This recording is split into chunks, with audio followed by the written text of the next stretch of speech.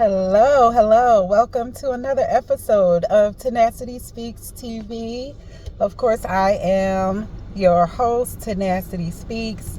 It is wonderful to be with you guys again. Thank you for joining, for checking out the vid, for hitting the like. And if you like what you hear, please hit the subscribe and please share. Also, thank you for those of you who will leave a comment. I really appreciate the comments. I want to engage with you. I want to hear from you and I want your feedback. So thank you for checking out the vid, for hitting the like, the subscribe, and for leaving a comment. Thank you so much. So in our last episode, we talked about disparity and glacial for code, disparity within the healthcare system and how that has affected my treatment and my health. And this is going to be like a part 2, a continuation of that story.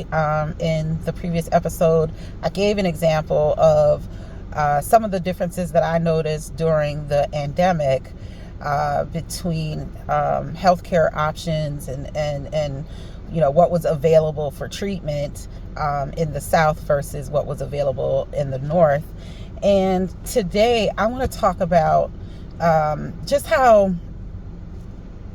limited I felt as I've gone through this health journey. I can remember maybe 10 years ago getting a very scary diagnosis.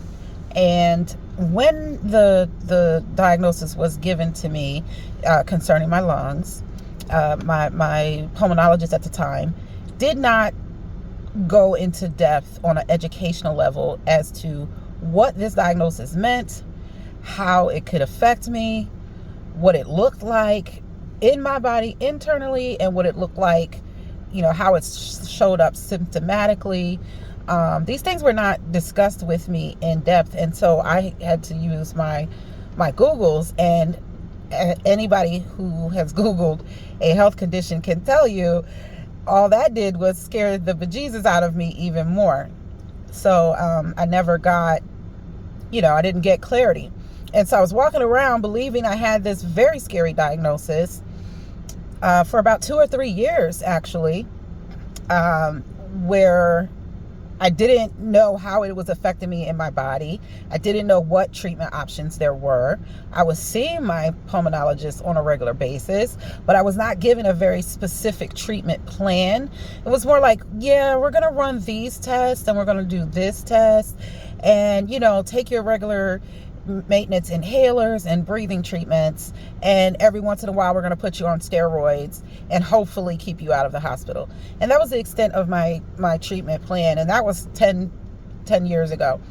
I can remember actually complaining to a staff member at the doctor's office, like, hey, I'm feeling unheard as a patient. And I was attending like a medical group. And would you guys believe that they wouldn't change my doctor? And the reason why they wouldn't change my physician, I was told, is because the physician that I wanted to take over my care, she still had to work with her superior, and it wouldn't have reflected positively on her working relationship with the physician that I wanted replaced if she took over. And so I was stuck with this physician that I did not feel comfortable with, that I did not feel heard, and I did not feel supported for another year or two, only to find out that the scary diagnosis that the physician gave me was incorrect. I was misdiagnosed. 2 years later, he just comes back and says, oh, no, you don't have this scary thing that we told you had, and glossed over it, and that was the end of it. And I cannot help but think to myself that if he were talking to a man or woman who looked like him, but particularly a man that looked like him, that had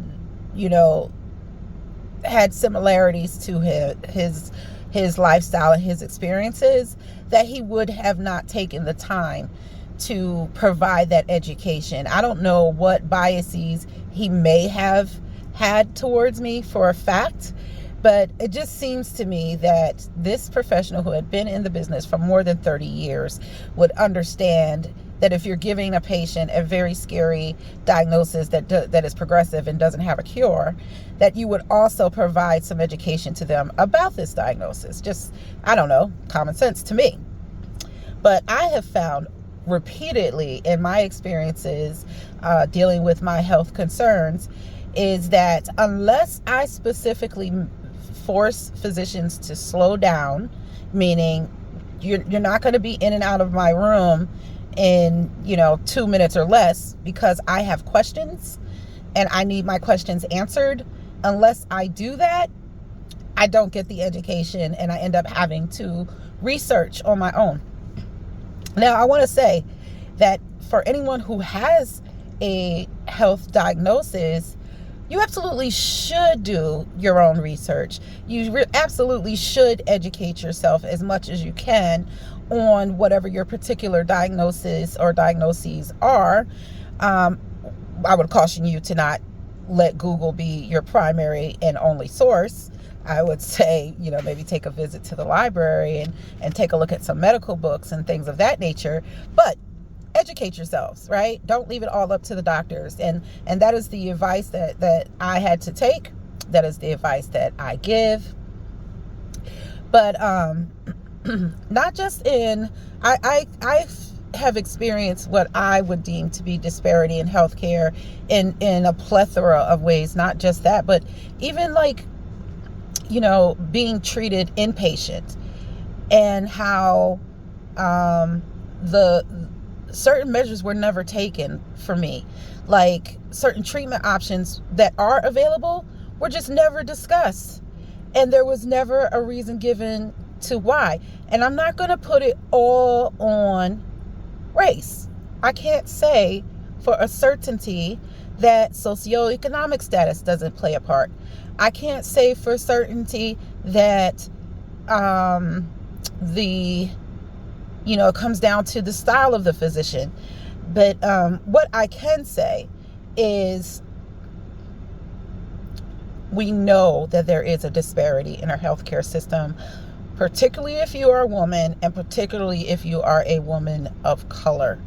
And you guys, this year, I just found out, and I've been dealing with lung disease for over 12 years. I just found out very recently that there is a path towards me getting on the lung transplant list. And why is that so important? Would you all believe that it's never been discussed in all these 12 plus years of dealing with lung disease?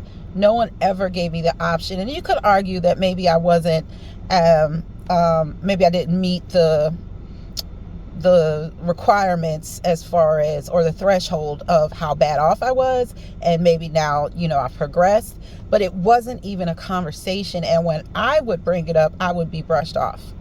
And so now, because I have a new team of doctors and they are listening to me and they are all working together on my behalf, now options are being made available to me that were not before. And a lot of it has come down to my willingness to advocate for myself, my willingness to speak up for myself and not accept no and not be brushed off and be persistent and do it kindly, right? And do it with patience, but to demand that my physicians take their time with me.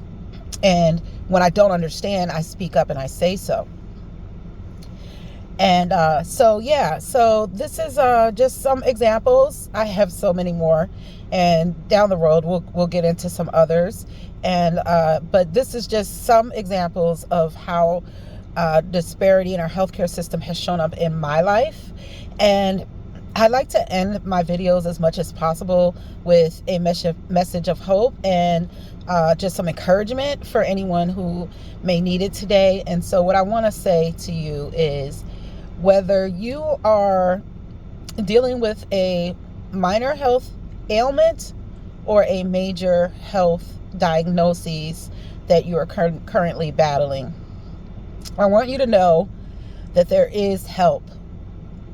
There is help, right? There are people who are here for you, that are here to support you. I am praying for you. I am praying that you feel comforted, that you feel supported, that you get the education about whatever your particular ailment or diagnosis is. I am praying that that you are healed in your physical body and in your mind and in your heart and spirit. And I want to encourage you that you are not alone. Tenacity Speaks TV is here for you and here with you. We are fighting this thing together. We are in this together. And I need you to know that, right? Know that I know how real the struggle is, okay? I know it because I'm living it. I know it because I have been living it. And just as I am not alone, and I have been given, and certain people have been placed in my life to help me on my journey, you are not alone also, because you have Tenacity Speaks TV, who is here with you, for you, praying for you, lifting you up, encouraging you, and letting you know that there is hope. Even on your darkest day, there is hope. Because why? Because God is real, and He is our light. He is our joy. He is our everything. And regardless of where you are in your faith, whether you have no faith at all, very little faith, or big, ginormous faith, no matter where you are, the fact of the matter is that you are loved and there is nothing that you can do about it. Have a great day.